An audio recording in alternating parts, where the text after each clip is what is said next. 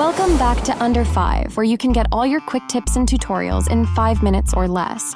I'm your host, Mila, and today, in this segment of our Intro to After Effects series, we will be going over how to globally replace footage in After Effects. So you finished your comp and now you're ready to render.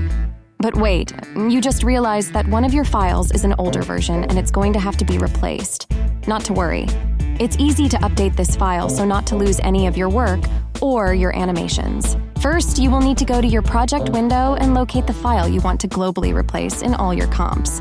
Click on it to highlight it. Then, right-click and open the menu options. Scroll down to Replace Footage, and then select File. This will bring up the import window. Now browse to the location of the new file that you will be using to replace the outdated one. Highlight it and then click Import.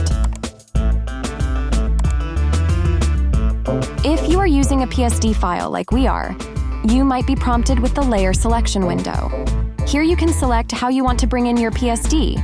You can choose individual layers, or you can choose merged layers. For this example, we are going to choose Merged Layers.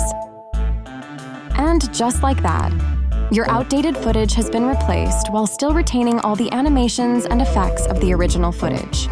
If you found this video helpful and would like to see more tips like these, check out the description below for links to other videos in this series.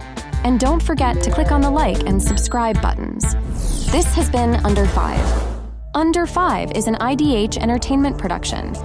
Should you ever find yourself in need of visual effects, graphics, editing, or compositing, we've got you covered.